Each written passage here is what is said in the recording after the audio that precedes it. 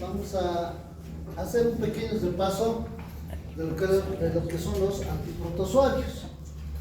Entonces es una patología, ¿ya?, en la cual nosotros vamos a estudiar acerca de los isópodos, las amebas, flagelados, y tenemos el Trypanosoma cruzi o la leishmania.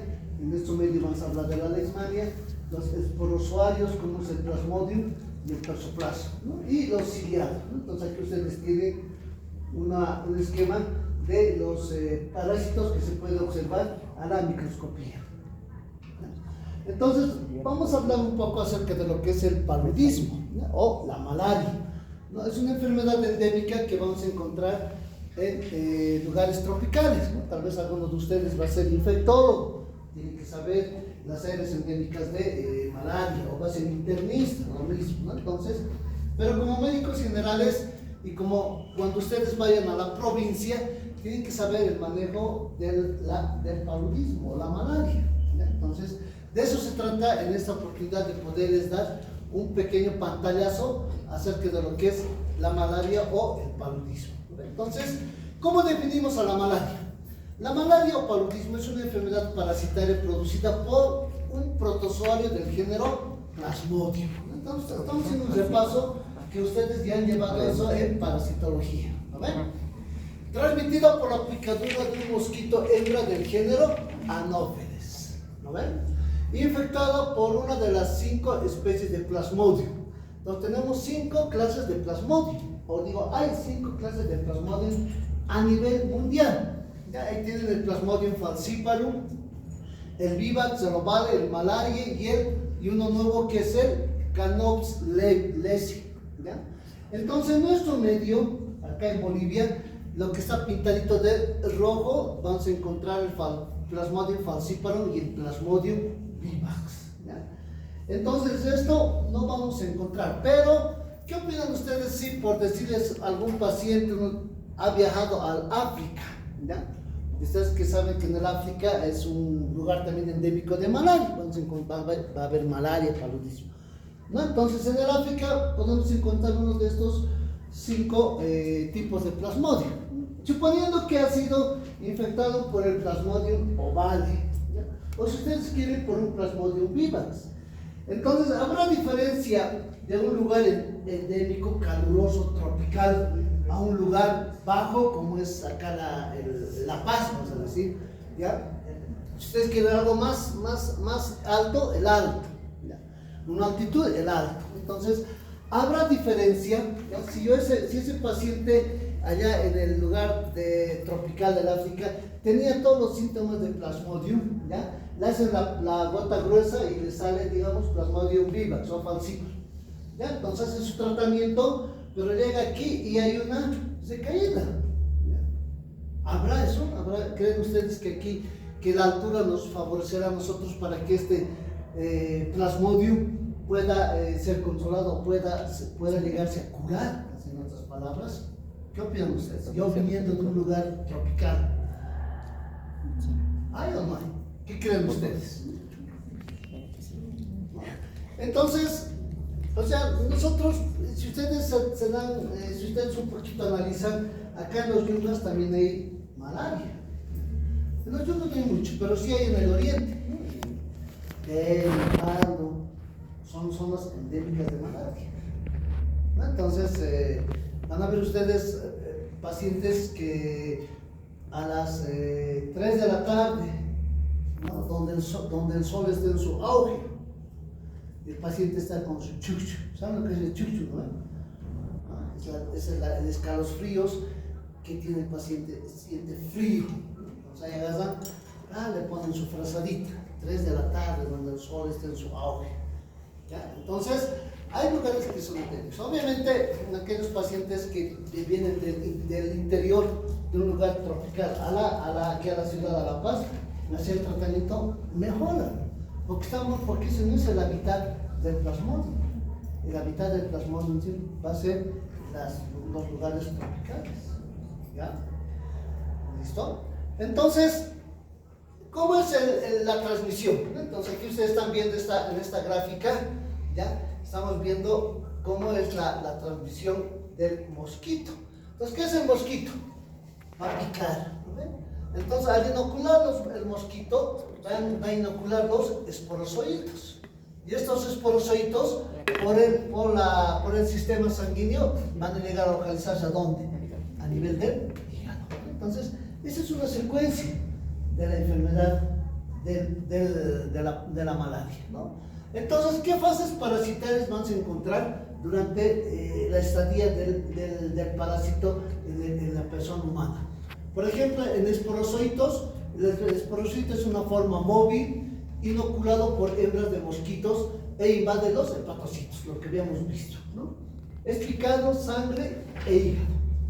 ¿Ya? Entonces, en el hígado va a llegar a la forma de esquizonte, una forma madura, intrahepático o en algunos casos intraeritrocitaria, ¿no? En el interior del glóbulo rojo, ¿no? Luego va a pasar a un estadio de gametocito, que va a diferenciarse en el estadio sexual, que va a estar localizado en los glóbulos rojos. Entonces seguimos en la fase intraeritrocitaria. Luego entramos a otra fase que es el hipnozoito.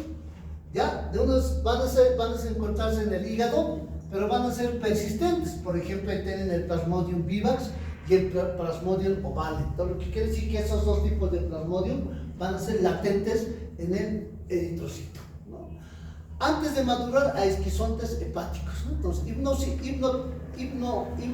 hipnozoito va a pasar a esquizontes, ¿no? Luego entramos a otra fase que son los merozoitos. Ya son los parásitos liberados en la corriente sanguínea cuando un esquizonte hepático o eritrocito se rompe. Entonces, cuando ya ha llegado a romperse del glóbulo rojo, va a empezar en la circulación, ¿ya?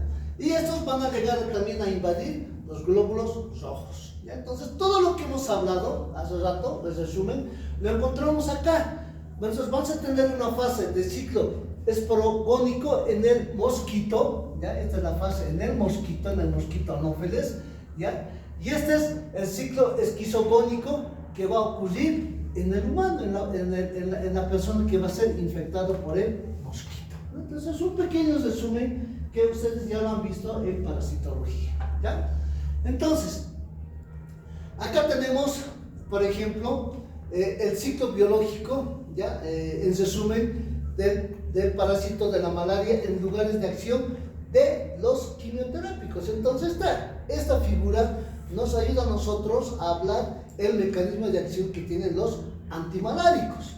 Entonces, acá tenemos en el mosquito, ¿ya? Donde van a ser los esporoticidas. ¿Qué fármacos van a actuar? La primaquina, el paraguanil y la pirimetamida, ¿no? Este mosquito hemos dicho que va a dar lugar a la esporogonia, ¿no? Entonces, es un ciclo vital.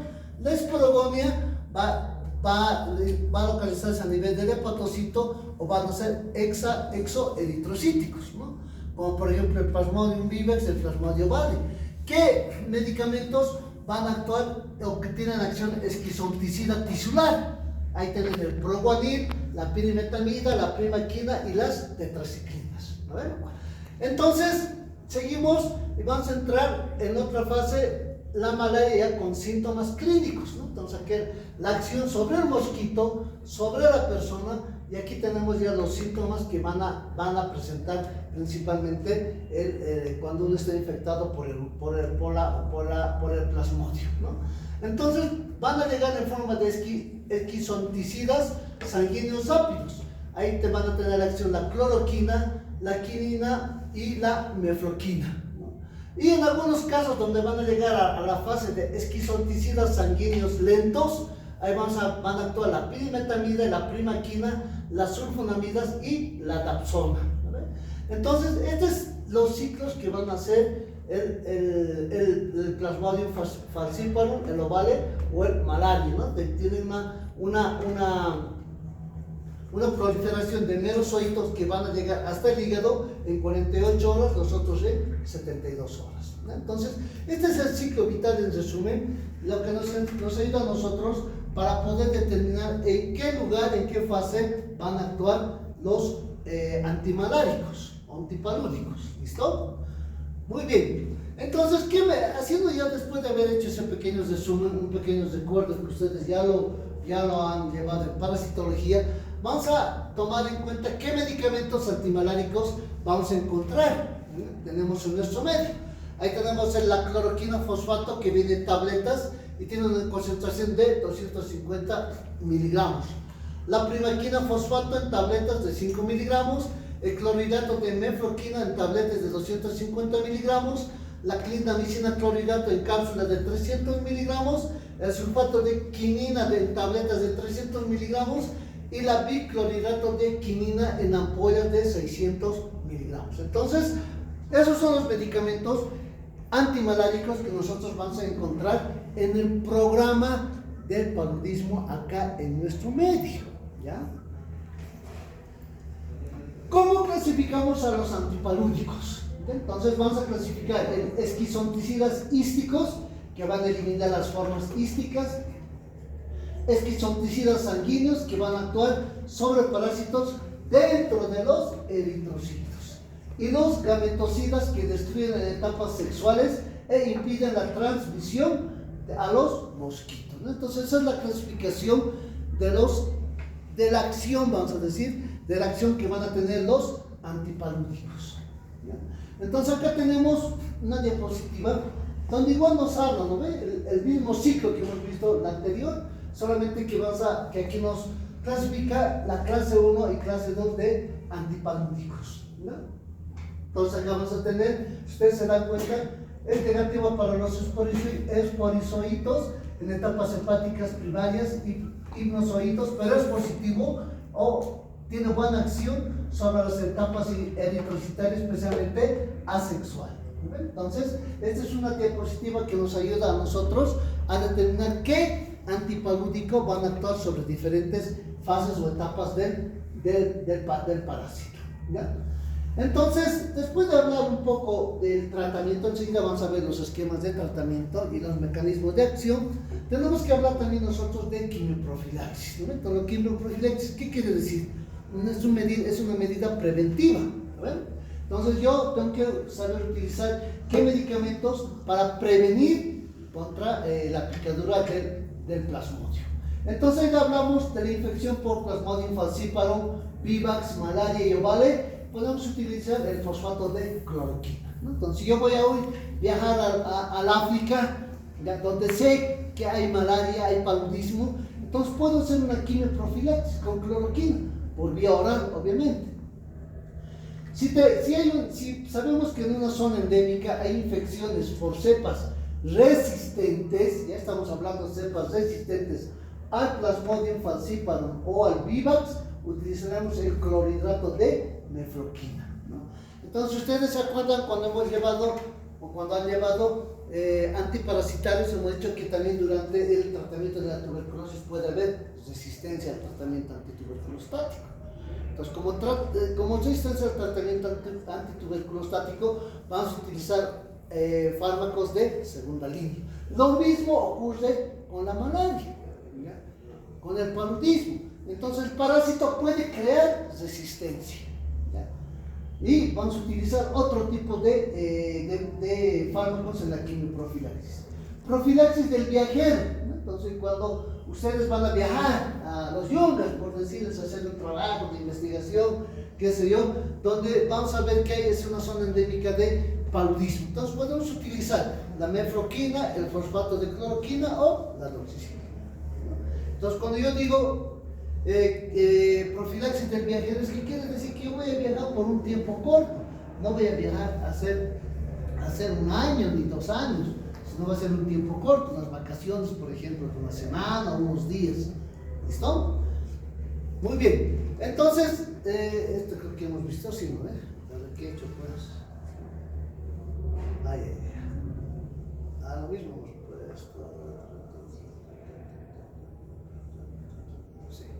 Ya, entonces ahora vamos a entrar a hablar específicamente de algunos fármacos antipalúdicos importantes. Por ejemplo, ahí tenemos la cloroquina. La cloroquina es un ejemplo de las 4-aminoquinolina, ¿ya? Entonces, ese es su perfil químico, la 4-aminoquinolina. ¿Cuál va a ser la acción que tiene la cloroquina? La cloroquina es un esquizonticida sanguíneo, lo que quiere decir que va a actuar a nivel tisular, ¿ve? de acción rápida. Va a tener una concentración de 100 veces, ¿ya?, en los eritrocitos parasitarios, lo que quiere decir que va a atacar a los parásitos intraeritrocitarios, ¿ya? Va a atacar por la presencia de una, vamos a decir, una enzima que es la fesiprotoporfirina 9, ¿ya?, un producto de degradación de la hemoglobina. Ese va a ser el mecanismo de acción que va a tener la cloroquina, ¿ya? Las concentraciones altas pueden matar a los parásitos, ¿ya? Porque van a inhibir la digestión de la hemoglobina. Entonces, ustedes saben que los parásitos se alimentan de qué? De glóbulos rojos, ¿no?, de los desechos de los glóbulos rojos. Por eso está el glóbulo rojo, porque el parásito está consumiendo. ¿Cuál es la vía de administración de la cloroquina? Es oral. Y en infecciones graves por falcíparo se puede administrar en inyecciones o perfusiones. Entonces, lo que quiere decir que cuando hay una infección de malaria bastante acentuada, bastante grave, podemos utilizar la vía parenteral, ¿ya? ¿En qué casos está indicado la cloroquina? En la quimioprofilaxis, como habíamos hablado, y en el tratamiento de cepas sensibles al de Plasmodium. Prácticamente gran parte del género Plasmodium van a ser sensibles a la cloroquina, ¿ya? ¿Qué efectos adversos van a encontrar con la cloroquina? Náuseas, vómitos, cefaleas, erupción cutánea y en todas las ocasiones efectos neurológicos y visión borrosa. Esto es bien importante, ¿ya?, la visión borrosa. Entonces, a un paciente que yo voy a utilizar cloroquina, ¿qué le tendré que hacer primeramente para evitar alteraciones visuales? Porque la cloroquina tiende a acumularse a nivel de la retina. Entonces, lo más sencillo tendría que hacer un fondo de ojo antes de comenzar el tratamiento de la cloroquina, ¿ya? Luego, en la familia de las quinolino-metanole tenemos la quinina y la mefloquina, ¿ya? Entonces, de esta familia, la quinina y la mefloquina, su principal acción va a ser esquizonticida sanguíneo de acción rápida, igual que la cloroquina, rápido, ¿ya? Al igual que la cloroquina, también se va a unir al producto de la digestión de la hemoglobina. Entonces, tiene el mismo mecanismo de acción que la cloroquina, ¿ya? No tiene efectos sobre las formas exoeritrocitarias, lo que quiere decir que estos van a actuar sobre la forma intraeritrocitaria y sanguínea, ¿ya? Tampoco sobre los gametocitos de Plasmodium falciparum. La vía de administración de la quinina es por vía oral o en algunos casos por perfusión a una velocidad controlada, ¿no? Entonces, cuando nosotros utilizamos la vía parenteral, en el caso del paludismo, siempre tiene que ser por infusión y no tiene que ser en forma rápida, ¿no? Entonces, normalmente se le coloca en una solución de 500 o de 300 ml de solución, ya eso tiene que entrar en forma lenta, ¿ya? No puede entrar en forma rápida, ¿no? Entonces, qué sé yo, podemos administrar en 8 horas o en 12 horas, ¿ya? La mefloquina solo se administra por vía oral, ¿ya? Indicaciones: la quinina va a estar indicado en el tratamiento de las crisis agudas del Plasmodium falciparum resistente a la cloroquina. Entonces, en el paludismo también vamos a encontrar crisis. Va a haber crisis, va a haber cuadros críticos agudos de crisis. La mefloquina es eficaz en todas las especies de malaria, incluido el Plasmodium falciparum resistente, ¿ya? Pero también se puede utilizar como quimioprofilaxis. A la siguiente. ¿Qué efectos adversos vamos a encontrar con la quinina? Vamos a encontrar acúfenos, cefaleas, náuseas, visión borrosa e hipoglucemia, ¿ya? Entonces, en algunos casos cuando hay sobredosis, podemos llegar a una hipotensión profunda, ¿ya? Porque va a haber una vasodilatación y una depresión miocárdica, ¿no? Entonces, si hay depresión miocárdica, con el uso de la quinina podemos provocar arritmias cardíacas en sobredosis, ¿no? La quinina es segura del embarazo. Entonces, siempre tenemos que tomar en cuenta que estos fármacos, algunos son contraindicados durante el embarazo, ¿ya? Pero la quinina es tolerable, es de seguridad. La mefloquina puede causar náuseas, vómitos, molestias digestivas e hipotensión postural, ¿ya? En raras ocasiones me va a llevar a una neuropatía aguda, ¿ya? La nefloquina sí puede causar anomalías fetales, ¿no? Entonces, lo que quiere decir que va a estar contraindicado en el embarazo, en la gestación, ¿ya? Estos fármacos se van a utilizar en combinación con otras sulfamidas o con tetraciquinas. Podemos asociar, ¿ya? Hemos dicho que con la quinina nos puede llevar a una hipoglicemia. ¿Por qué nos puede llevar a una hipoglicemia?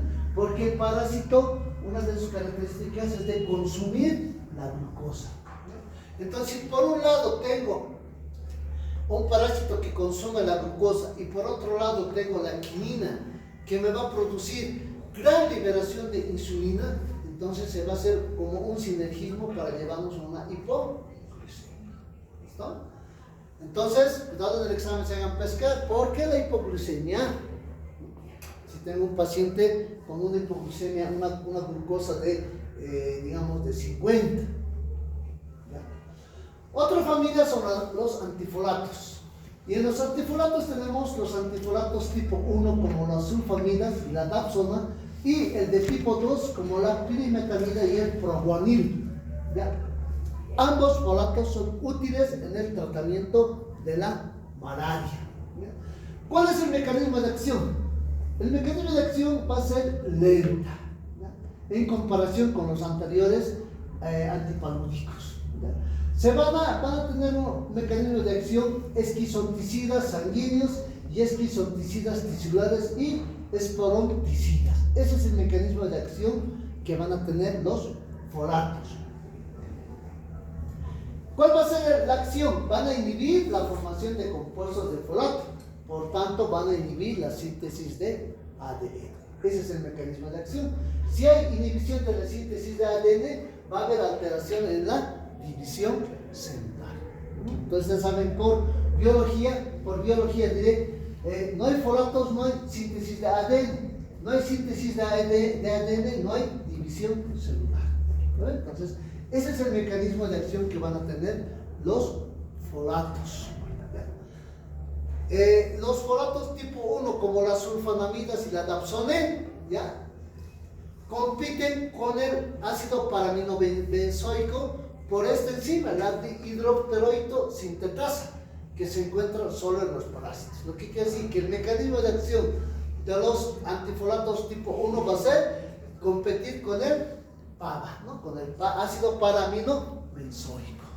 ¿Listo? Ese va a ser el mecanismo de acción. En cambio, con los de tipo 2, como es el proguanil y la pirimetamida, ¿ya?, su mecanismo de acción va a ser inhibir selectivamente la hidrofolatos reductasa del parásito, ¿ya?, muy diferente a los de tipo 1.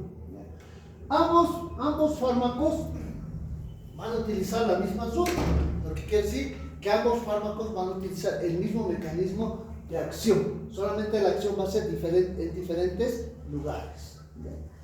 Se utiliza en combinación, podemos utilizarlo en combinación porque nos va a llevar a un sinergismo. ¿Listo?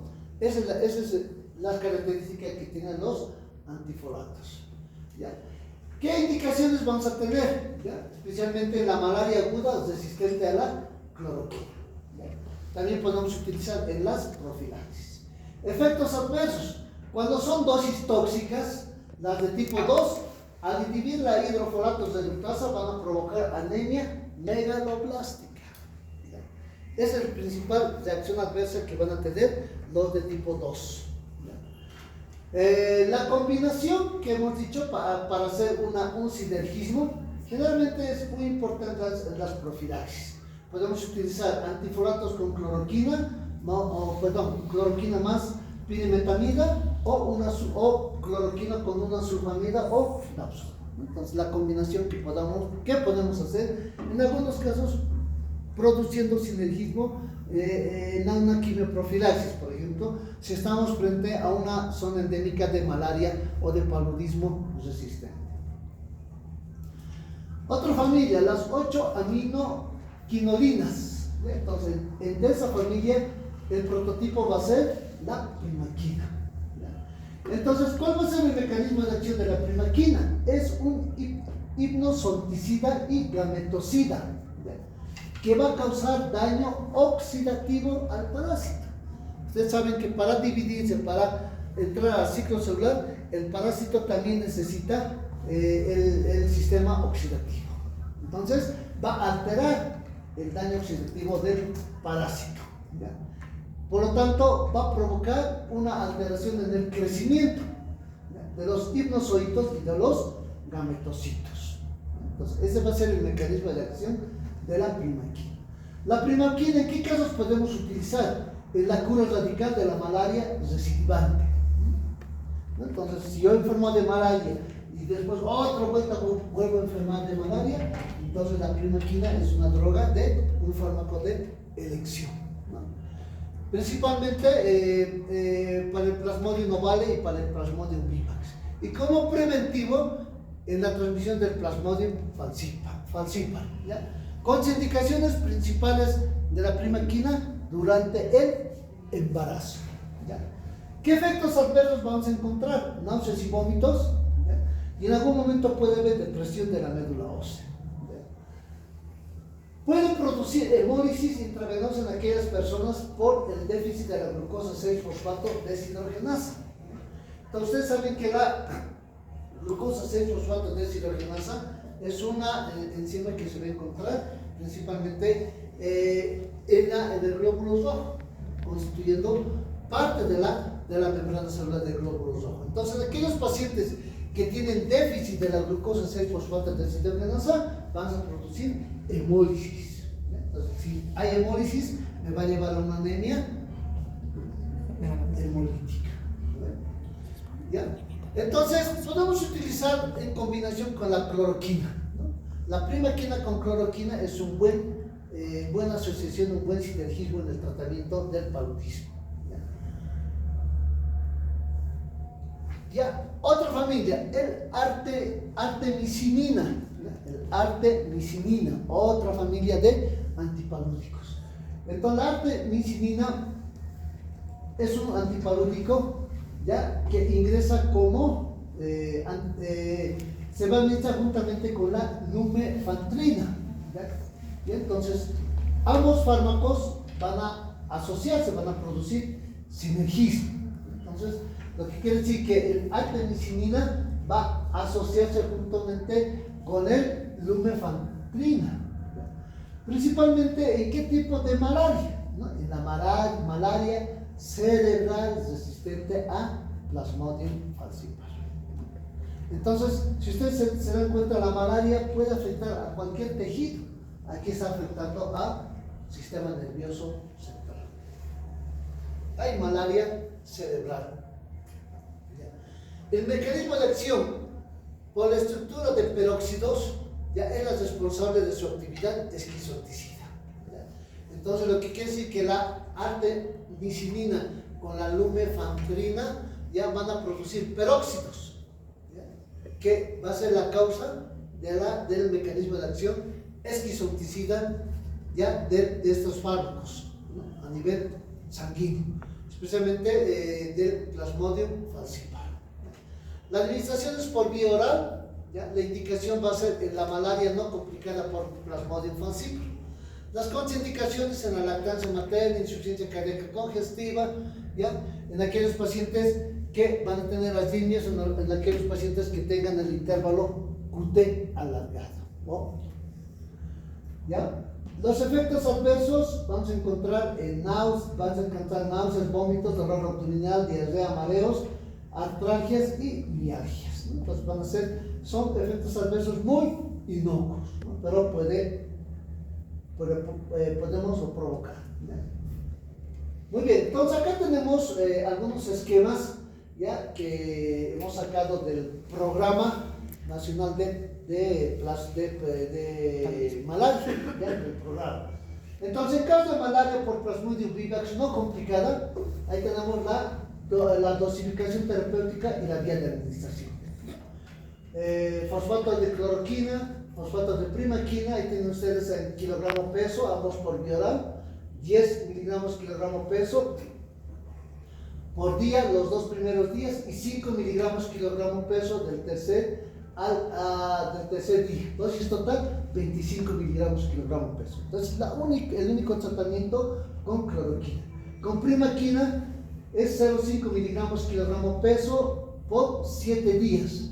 Dosis total podemos llegar hasta 3,5 miligramos kilogramo peso. ¿Ya? Duración del tratamiento 7 días, no debe pasar más de 7 días. Y aquí ustedes tienen el esquema: primero, segundo, tercer día, primero, segundo, tercer, hasta el séptimo día. Lo que quiere decir que yo le voy a dar la cloroquina solamente por 3 días y la primaquina voy a darle por 7 días. ¿Ya? Ese es el tratamiento estándar de la malaria por Plasmodium vivax no complicada. La administración de la dosis de cloroquina y primaquina debe efectuarse cada 24 horas en una sola toma, sin fraccionar la dosis. Lo que quiere decir que yo tengo que dar a mi paciente una sola toma. No puedo decir, vas a tomar cada 8 horas o cada 12 horas. ¿Ya? El tratamiento del Plasmodium malaria y Plasmodium ovale. Entonces, las infecciones de Plasmodium malaria deben ser tratadas con cloroquina 25 miligramos dividido en 3 dosis y primaquina administrar por 0,75 miligramos kilogramo pues, en dosis única el tercer día. En caso de infecciones por Plasmodium ovale, la cloroquina debe ser administrada a dosis de 25 miligramos kilogramo dividido por 3 días e ir acompañado de primaquina con dosis de 0,5 miligramos kilogramo día por 7 días. ¿No? Entonces casi solamente varía la dosis. Entonces cuando yo hago la gota gruesa, ¿no? Ahí me sale, ¿no? Plasmodium falciparum, Plasmodium ovale, me tienen que soportar. ¿Ya? Entonces tanto las infecciones por Plasmodium ovale va a quedar la infección de primaquina por 7 días, ¿no? Como el anterior esquema. Debido a la formación de los hipnozoitos hepáticos y para prevenir recaídas. 7 días con primaquina. Del Plasmodium falciparum, el esquema de primera línea es el acetaminofosfato con mefloquina combinados a dosis fija para el tratamiento de la malaria no complicada por Plasmodium falciparum. Entonces acá ustedes tienen los esquemas, ¿ya? Del acetaminofosfato de 4 miligramos kilogramo peso, la mefloquina, que se va a utilizar a 8,3 miligramos kilogramo peso día, una dosis total de administración de 25 miligramos kilogramo peso. Entonces no debe pasar esa dosis porque si no vamos a entrar en reacciones adversas. ¿No? Entonces aquí está lo que hemos hablado.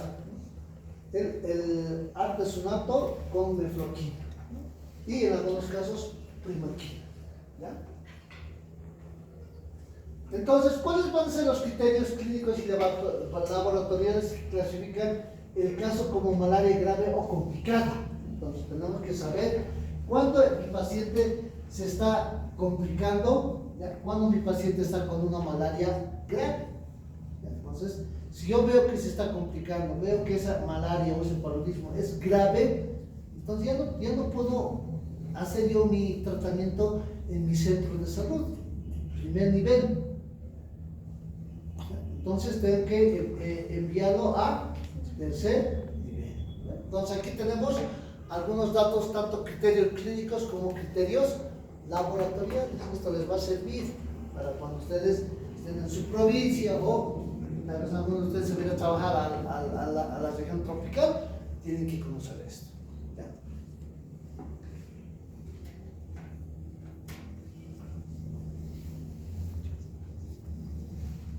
Entonces, ¿alguna duda?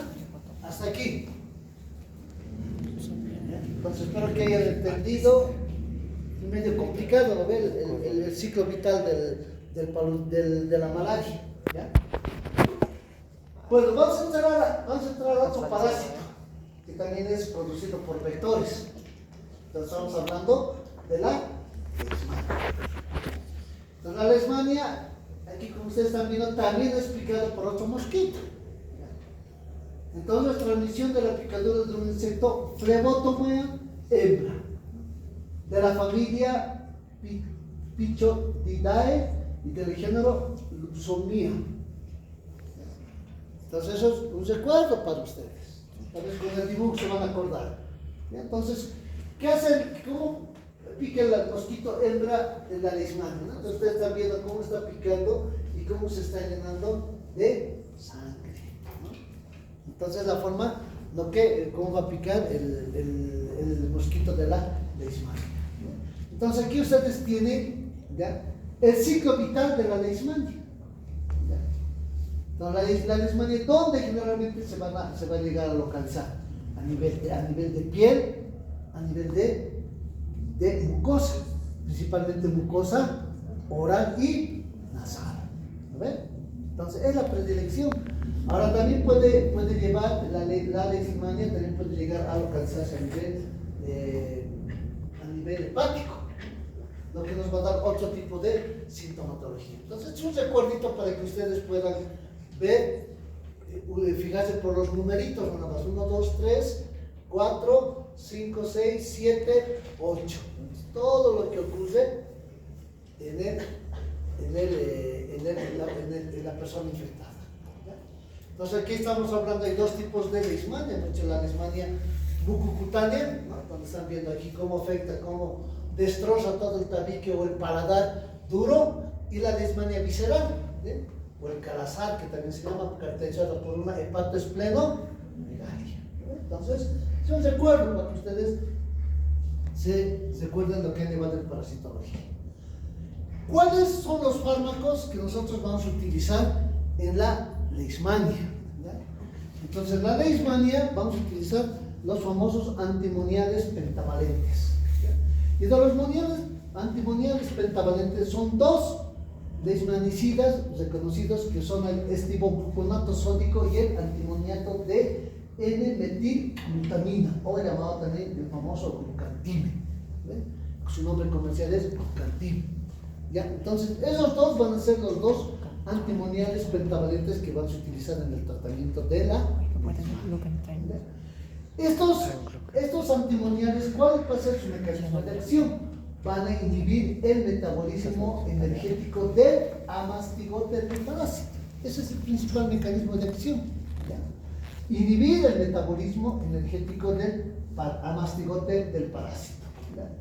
El antimonio, por eso se llama antimoniales, va a inhibir la actividad oxidativa y glucolítica del parásito, originando así su descenso de energía. Entonces, como antimoniales pentavalentes, ¿ya?, van a encontrar dos tipos de mecanismos de acción. ¿Ya? Uno que inhibe el metabolismo energético y el otro que inhibe la actividad oxidativa y glucolítica del parásito. ¿Ya?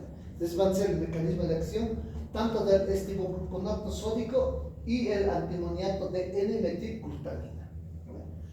Estos antimoniales no se absorben por el aparato digestivo, lo que quiere decir que no podemos administrar por vía oral. ¿Ya? No hay por vía oral. ¿Ya? Todo es por vía parenteral. Pueden utilizar intramuscular o pueden utilizar la vía endovenosa, ¿no? Algo recomendable es la vía endovenosa, porque es doloroso la vía intramuscular. ¿Ya? Entonces, estos fármacos van a alcanzar concentraciones plasmáticas elevadas en 1 a 2 horas. Y su forma de eliminación va a ser por vía renal. ¿Ya? Entonces, ese es vamos a decir, la farmacocinética que tienen estos antimoniales pentavalentes. Algo que nos interesa a nosotros en la administración de los antimoniales van a ser las reacciones adversas. ¿Ya? Primero, puede provocar abscesos, ¿ya?, en el lugar de inyección.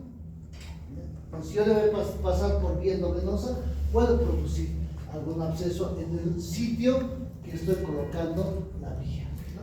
O puedo producir flebitis, porque está ingresando por veno, ¿no? Entonces podemos provocar flebitis. Entonces hay que tener mucho cuidado No hay que colocar en forma diluida, directo, sino siempre colocar en forma de infusión. Ustedes pueden poner para 8 horas, 12 horas, en algunos casos 24 horas, todo dependiendo mucho de la experiencia que uno tiene. ¿Ya? Entonces, vamos a evitar este tipo de reacciones adversas. ¿Ya? Otras reacciones adversas son las hepáticas y renales, pero la más importante es la cardiotoxicidad. Esa es la reacción adversa más importante de estos antimoniales pentavalentes. Las reacciones, las reacciones adversas son cardiotóxicas, ¿ya? Que nos van a producir alteraciones en el electroencefalograma, podemos producir arritmias cardíacas cuando nosotros colocamos este fármaco. Una cosa bien importante de recomendarles antes de iniciar el tratamiento con antimoniales pentavalentes es una valoración cardiológica. Pero acostúmbrense a pedir una valoración correcta. Así sea una persona joven, pida valoración cardiológica. Ese es el dato sine qua non antes de iniciar el tratamiento con antimoniales. Una valoración cardiológica. O sea, el cardiólogo me tiene que decir, corazón sano. Entonces, iniciamos el tratamiento. ¿Por qué? Porque ya se ha dicho, es cardiotóxico, nos va a llevar a arritmias. Si me hace una arritmia, ese paciente va a ser paro. ¿Listo? Y también me puede producir alteraciones electrocardiográficas, me puede producir alteraciones del ritmo cardíaco si yo le administro en forma rápida. Por eso es en infusión lento. Secundariamente me va a producir mialgias, artralgias, anorexia, cefalea y vómitos. En algunos casos puede aparecer sensibilidad, fiebre, palpitaciones, debilidad, vértigos, insomnio y nerviosismo. Es común que puede producir con la administración de estos antimoniales pentavalentes. Entonces hay que tener mucho cuidado al examen se hagan pescar. Usted cree antes de administrar estibogluconato sódico solicitaría. Entonces, ya saben, una valoración cardiológica o un simple electrocardiograma. Para eso tenemos que tener nociones, conocimientos de un electrocardiograma. ¿Listo? La siguiente. Pues ¿ya? Entonces, ¿en qué casos vamos a administrar estos fármacos, ¿no? Las indicaciones. Ahí tenemos la leishmania visceral. Se recomienda el estibogluconato sódico con 10 miligramos a una dosis de 0,1 ml kilogramo día. Nos está dando la pauta. 0,1 ml kilogramo día. La vía debe ser intravenosa o intramuscular durante 6 a 10 días. Mínimo 200 miligramos y máximo 600 miligramos. Entonces, yo puedo dar mínimo 200 miligramos y máximo puedo llegar a 600 miligramos. Si me paso de esa dosis, me paso de esa dosis, vamos a decir, puedo llevar a las reacciones adversas, ¿no? Inclusive, si yo no he hecho una prueba, una valoración cardiológica, no le he sacado un tracito de electrocardiograma, inclusive con 200 miligramos día podemos provocar arritmias. O sea, hay que tener mucho cuidado, ¿ya? En la leishmania cutánea podemos utilizar el antimoniato de meglumine, da una dosis de 60 miligramos kilogramo día durante 10 a 12 días en 2 tandas en intervalos de 15 días, ¿no? Entonces, esa es la indicación para la leishmania, tanto la leishmania visceral como la leishmania cutánea. ¿Listo?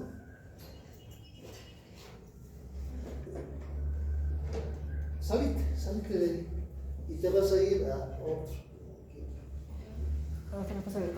No, pues ¿cómo es eso?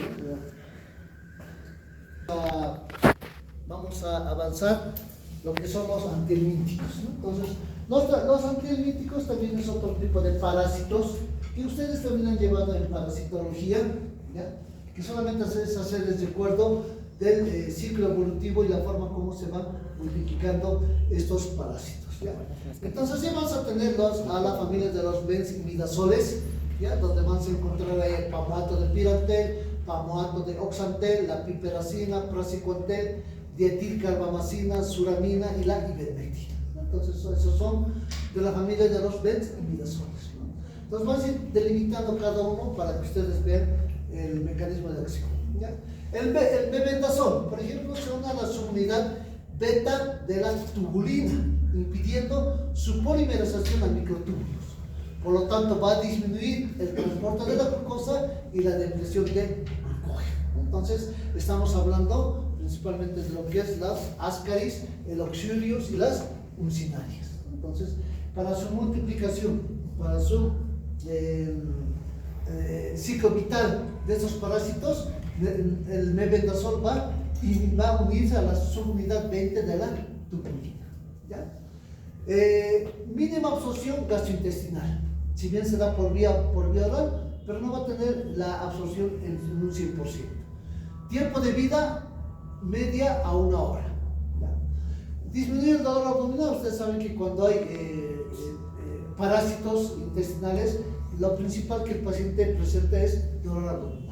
Entonces va a disminuir el dolor abdominal, la náuseas y los vómitos y en algunos casos la diarrea. Por la muerte lenta de los ascaris se puede reportar migración cuando hay infestación masiva. ¿Qué quiere decir eso? Después de que los parásitos, en este caso los ascaris, han llegado a morir, ¿no?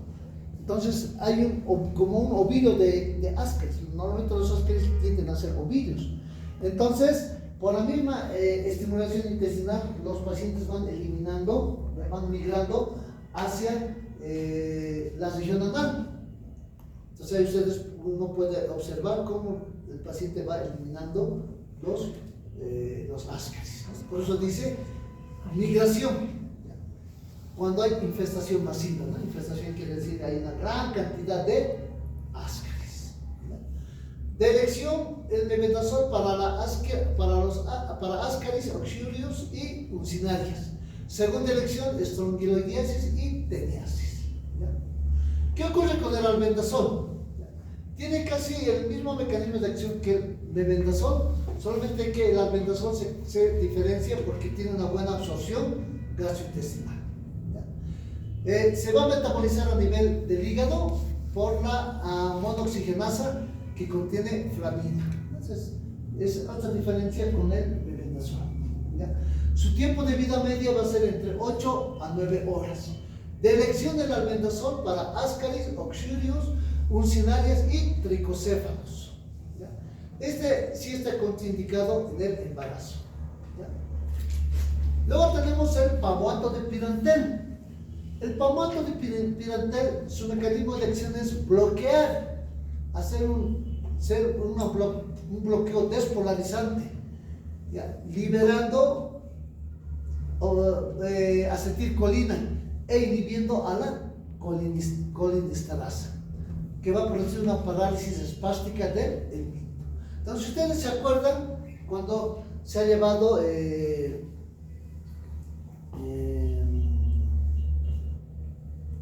parasimpaticolíticos, cuando hemos hablado de la acetilcolina, ¿no? Cuando la acetilcolina se libera en la hendidura sináptica, va a hacer su acción en cuestión de segundos, ¿no? Pero ¿quién degrada a la acetilcolina? La colinesterasa. Entonces ocurre lo mismo en los parásitos con el pamoato de pirantel, ¿ya?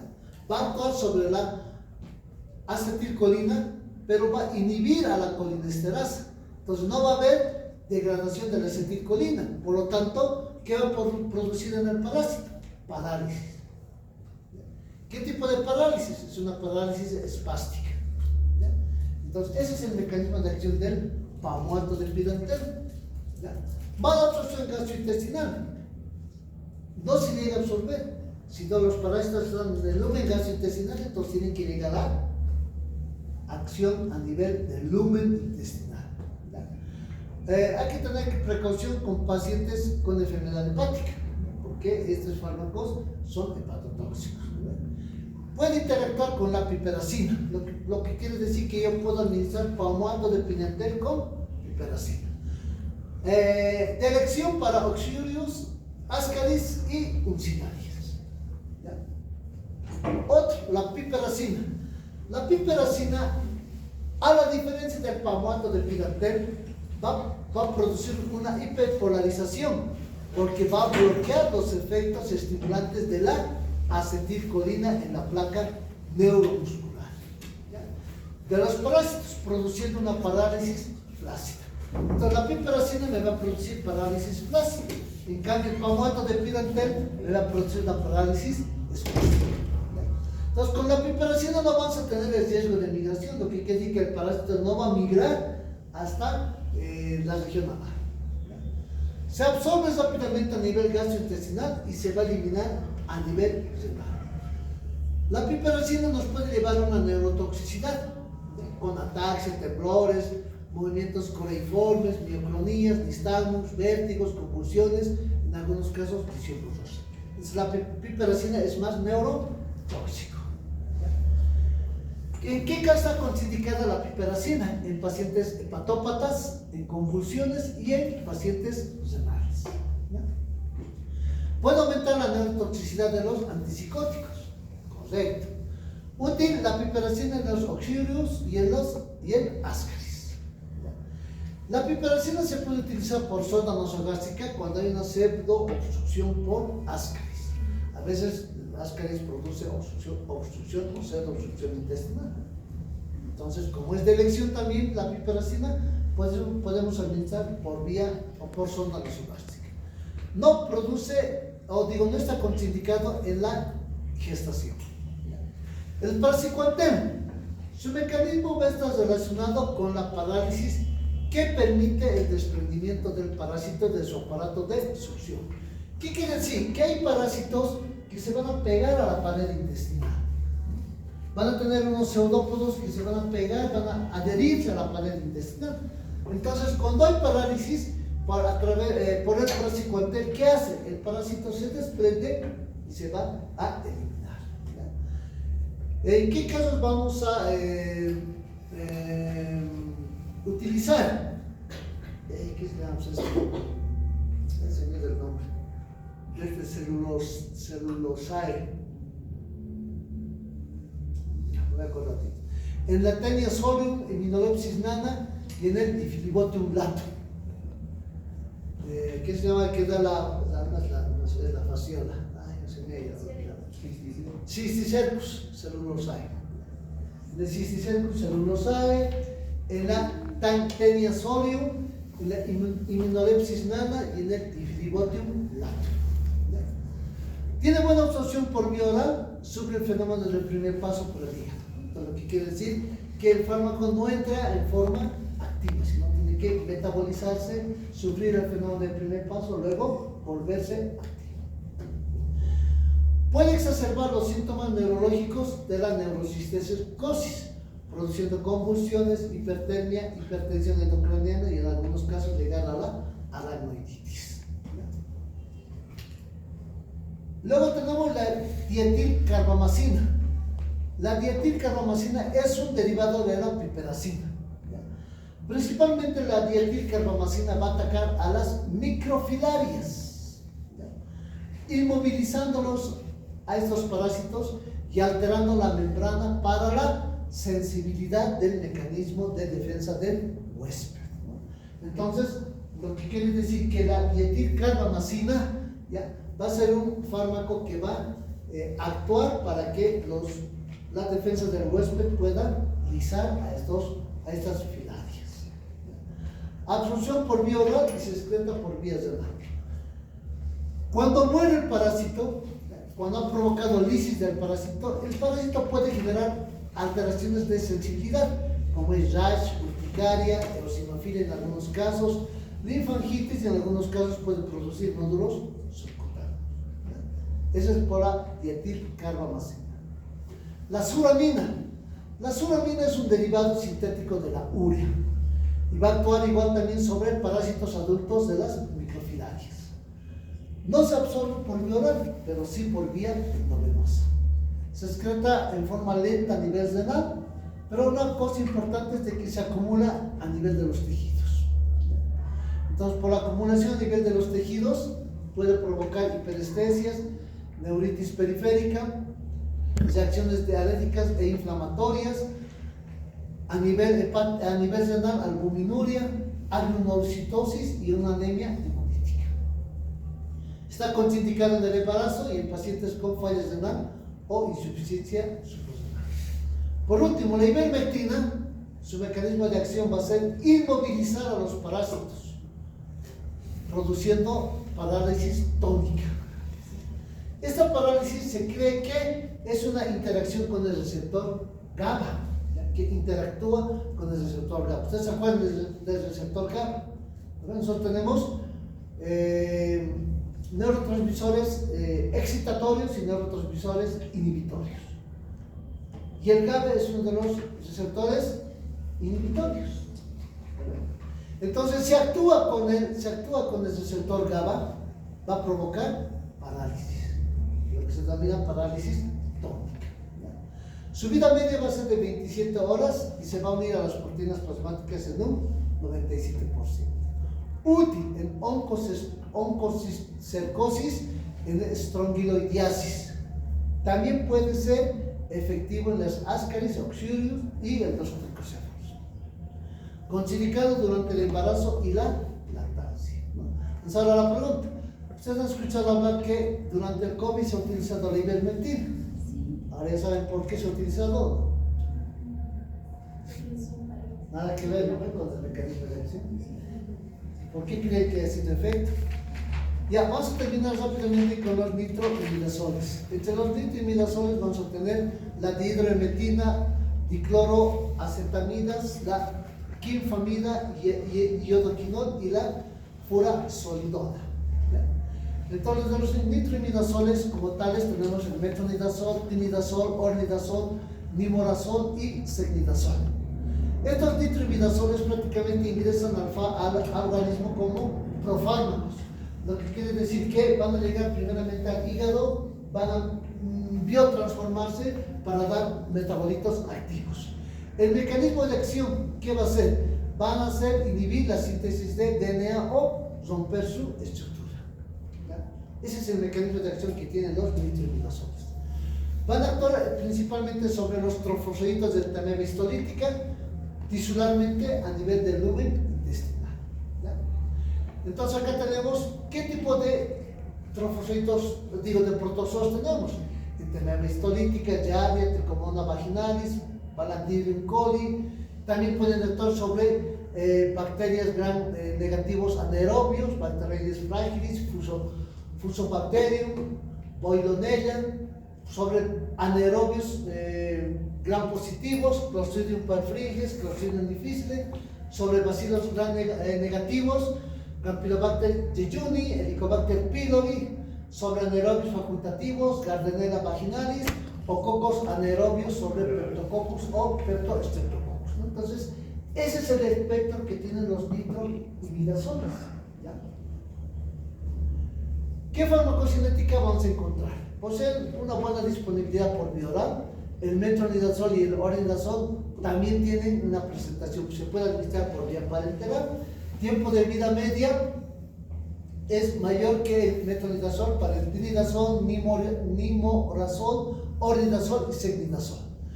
Una amplia distribución a nivel de los tejidos, a nivel del líquido cefalorraquídeo, placenta, y se puede, también van a encontrar concentraciones en la lactancia, en la leche y en algunas secreciones.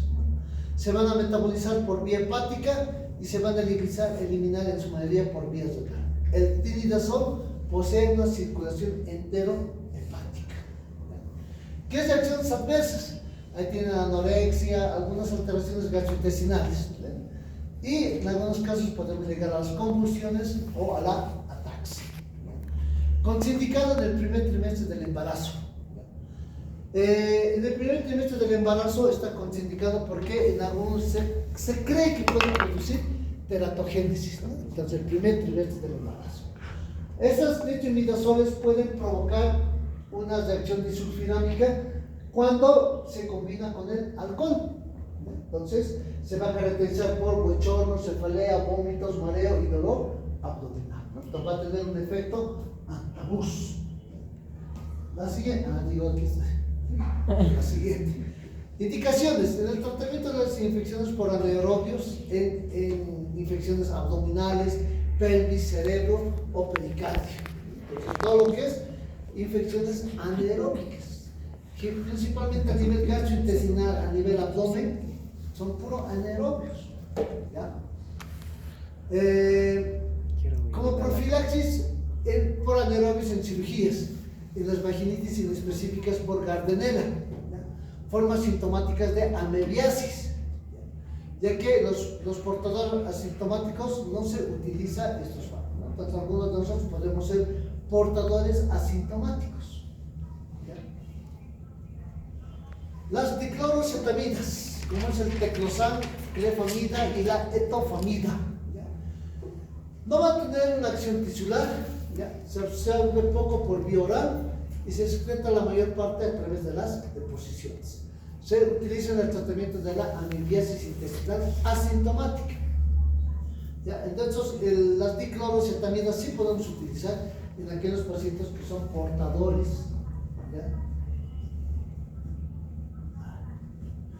¿Ya? La quinfamida y el iodoquinol. Ya, la quinfamida y el iodoquinol van a eliminar los trofozoitos de la entamedia histolítica a nivel de la luz intestinal. Sí van a tener acción sobre los trofozoitos. Poca absorción por vía oral. Se puede reportar algunos casos de iodismo, ¿ya? Cuando hay una intoxicación por yodo, por eso le llamamos iodismo, que se va a caracterizar por forunculosis generalizada, erupción acneiforme, eczemas, urticarias y prurito. Entonces, todo lo que es lesión a nivel de piel, acné, puede producirse el iodoquinol por el acúmulo de yodo a nivel cutáneo. El rango terapéutico de iodoquinol es muy estrecho, por lo que hay que tener mucho cuidado en la administración de pacientes que tienen disfunción tiroidea, ¿no? Entonces hay algunos pacientes, como en el caso del hipotiroidismo, utilizan yodo, ¿no? Entonces hay que tener mucho cuidado en esos pacientes al utilizar el iodoquinol. La furazolidona es un nitrofurano de acción antimicrobiana y antigiardiásica. Entonces, para la giardia podemos utilizar la furazolidona.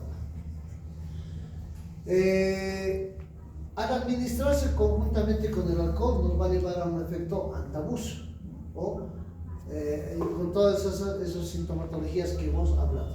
¿Qué hace la furazolidona en su mecanismo de acción?